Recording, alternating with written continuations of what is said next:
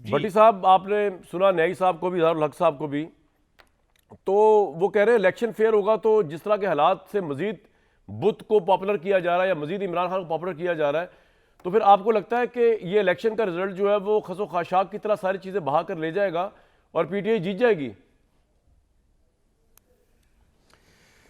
भाईजान, आपकी एक तरफ हैं इल्म व अदब के उस्ताद और बहुत ही प्यारे शायर इजहारुल हक साहब, और दूसरी तरफ हैं हफीज़ुल्लाह न्याज़ी साहब, मेरे बड़े प्यारे दोस्त और भाई, जिनकी हर दूसरी बात आजकल सही साबित हो रही है। पहली इसलिए नहीं कह रहा कि मुझे हसद हो रहा है इनसे। तो दरमियान में आप हैं, सदाबहार, एवरग्रीन, और काश आप इस वक्त कोई 10 एक फिल्में हॉलीवुड में कर चुके होते और मैं आपका आगे डायरी उठा के भाग रहा होता। नहीं, आप मेरे साथ ही होते सर, फंसे हुए पोस्टर। जी जी सर। हाँ, तो बात ये है भाईजान कि अब अगर इस एंगल को दूसरी तरफ देखें, बिलावल भुट्टो की फ्रस्ट्रेशन देख लें इलेक्शन के वाले के, साढ़े नाल भी गल करो तमाम तर। नवाज शरीफ साहब और मुस्लिम लीग नून की फ्रस्ट्रेशन देखें कि कभी MQM ले लो, बाप ले लो, बलूचिस्तान चले जाओ, और शहबाज शरीफ जैसा बंदा मखदूम फैसल साले हयात के साथ खड़ा था, और क्या हाल होगा। ये जीती हुई पार्टी का तो तर्ज अमल नहीं होता इस तरह। खैर, तो और उधर से क्या उसको कहते हैं कि दूसरी तरफ देखें कि हर इंटरव्यू हो चुका है, हत्ता के मानिका के नौकर का इंटरव्यू भी, हर केस बन चुका है, हत्ता के बुशरा और इमरान खान के नाजायज़ ताल्लुकात का भी 200 केस हैं सिर्फ इमरान खान पे।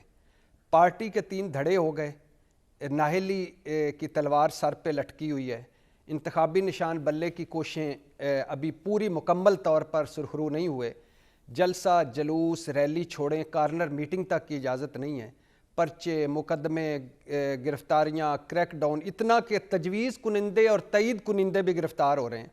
इमरान खान पर क्रॉस लग चुका है, ये लीगी और पीपल्स पार्टी वाले दोनों हमें बताते हैं, अब इनकी सियासत ख़त्म हो चुकी है। लेकिन इसके बावजूद इमरान खान मकबूल तरीन है, तरीके इंसाफ मकबूल तरीन है, वोटर घटा नहीं बढ़ा है, और वोटर कहीं नहीं जा रहा।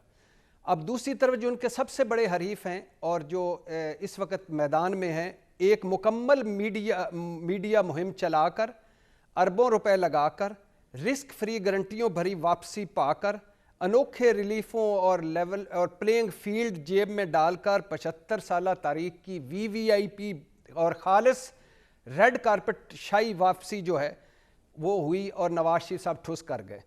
इमरान खान के मुकाबले में उनकी री लॉन्चिंग बुरी तरह नाकाम हुई। हो सकता है साड़ी गल हो गई है कि छतरी तले वो एक सादा अक्सरियत भी ले जाए। तो सर, आपके ख्याल में फिर इन हालात में नवाज शरीफ फिर भी आपको जीते नजर नहीं आ रहे भट्टी साहब? मैं कह रहा हूं कि हो सकता है साड़ी गल हो गई है कि छतरी तले और वो सादा अक्सरियत ले लें या इस पोजीशन में आ जाएं कि आगे 1-2 पार्टियों को मिलाकर हुकूमत बना लें।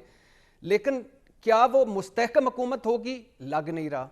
क्या वो मसाइल हल कर पाएगी? लग नहीं रहा। क्या वो हुकूमत 5 साल पूरे कर पाएगी? लग नहीं रहा। सब वसाइल मतलब जेब में है, लाडले का स्टेटस बहाल है, वजीर आजम का प्रोटोकॉल है, अपनी हुकूमत है मुल्क पर, लेकिन हाथ में कुछ नहीं है। और क्यों नहीं है?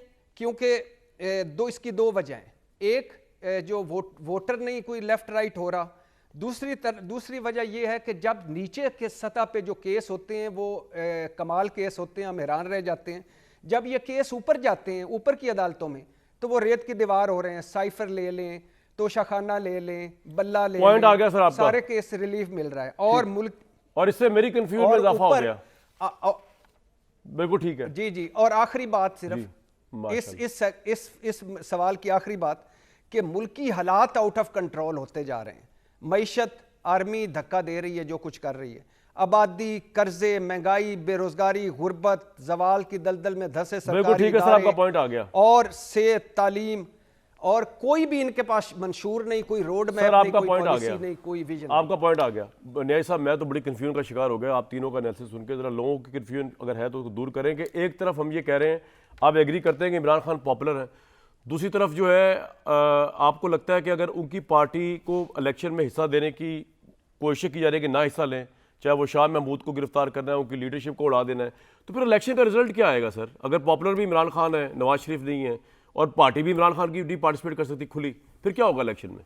कमरान साहब, पहले तो मैं आपका बड़ा शुक्रगुजार हूँ सर कि इजहार साहब से मेरी बड़े अरसे बाद सर हमारा तो दीदार काम ही वारिद हुआ है दिलों को और मिला देंगे। मैं इनको बहुत ही मेरी हाई स्टीम में रखा हुआ है। सर तो उस वक्त मुझे पता नहीं चला था कि आप जब नाम ले रहे थे, जी, और ज़रूर, ज़ाहिर है सर। मेरे सामने कोई स्क्रीन भी नहीं है जो आप वो उधर आप देखिएगा भी, भाई दिखाएं मैं क्यों देखूं? अच्छा ठीक, क्या आप मुझे आप देख व्यूअर के क्या कहेंगे, इधर देख नहीं, के वो उधर अब देख एक के। मिनट के लिए देख सकते हैं आप, वो नहीं, इधर वो है। तो मैं देख लिया ठीक है। वो तो मैं कंफर्म कर लिया कि मेरे वही है। मेरे अपने इजहार इजहार साहब। भाई हैं। वाह, देखिए जी, पहली बात तो यह है कि मेरा ख्याल है कि कन्फ्यूजन सबसे बड़ा तो मैंने फैलाया कि मैं अपनी बात समझा नहीं सका हूँ। सर। तो वरना इजहार साहब जितने दानिश्वर जो हैं वो जो बात कर रहे हैं मुझे कुछ से ज़्यादा इख्तलाफ नहीं है, मतलब उनकी राय है, उनकी राय तो ज़ाहिर है।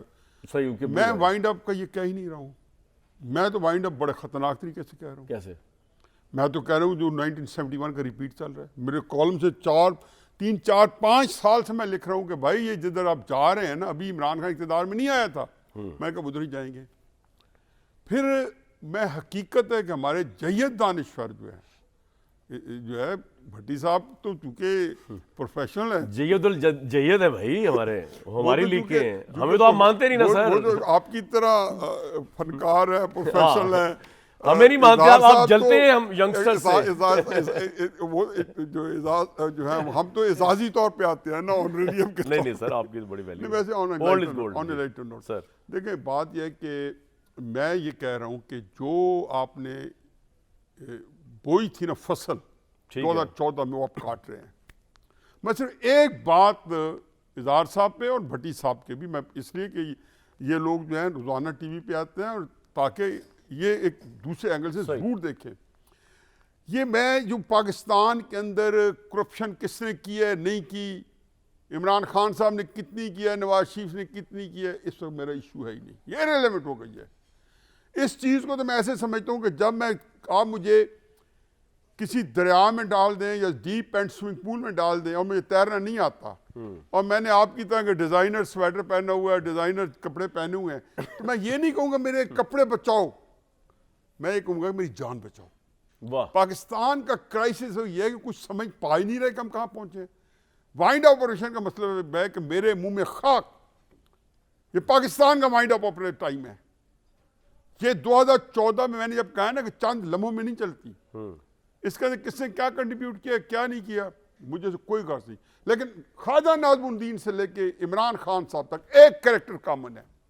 यही इल्ज़ाम लियाकत अली खान को जब कॉन्स्पिरेसी केस हुआ, इजहार साहब पढ़े लिखे आदमी हैं, सारा जानते हैं, उसकी आप उनके जो जनरल अकबर के और जनरल नज़ीर की स्टेटमेंट पढ़े कि आप क्यों हटाना चाहते हैं, उन्होंने कहा इनकम्पिटेंट है, करप्शन फैल गए। उन्हें ज़ाहिर लियाकत अली खान पे या ख्वाजा नाज़मुद्दीन पर नहीं लगाया जा सकता था ना, तो वहाँ क्या किया कि करप्शन फैल रही है, सॉफ्ट अगेंस्ट इंडिया। मोदी का जो यार है, ये हम सारे नारे लगाते रहे। ये भट्टी साहब थे, ज़ाहिर है समझते होंगे, इजहार साहब का कॉलम पढ़ता था, सारे सिक्योरिटी रिस्क कहते थे, मैं खुद बेनज़ीर को कहता रहा हूँ, मैं जुल्फ़िकार अली भुट्टो को कहता रहा हूँ। मुझे बताएं कि 1953 से लेके ख्वाजा नाज़मुद्दीन से लेके इमरान खान साहब तक एक वज़ीर आज़म बता दें जो इस कॉमन जो कैरेक्टर है उसकी मदद के बगैर आया हो, और टर्म या जिसको ज़बरदस्ती निकालना चाहें तो इनके हाथ से बच पाए हो, एक बता दें। ये चैलेंज ओपन है। मैं हमेशा कहता हूँ, जब इमरान खान साहब अपनी सहूलत के लिए कहते थे इमरान खान साहब की किसी आर्मी चीफ से नहीं बनती, मैं तब भी कहता नवाज था, शरीफ की नवाज शरीफ सॉरी नवाज शरीफ की किसी आर्मी चीफ से नहीं बनती, मैं तब भी कहता था, मैंने कहा इमरान खान साहब मुझे ये बता दो कि किस आर्मी चीफ की किस वज़ीर आज़म से बनी है। इज़हार भाई हालात सूरत हाल आपको पूरा नैरेटिव चेंज करना पड़ेगा पाकिस्तान के लिए। भूल जाएंगे इसमें नवाज शरीफ वगैरह एग्जिस्ट ही नहीं करते आज के हालात में।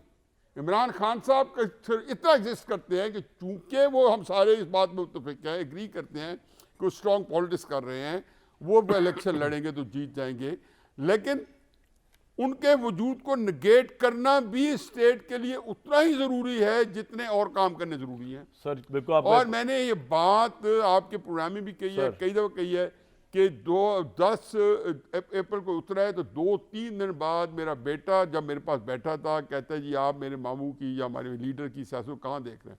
मैंने कहा पहला राउंड जीत गया, दूसरा राउंड हारेगा। ये कोई पहली बात तो नहीं है।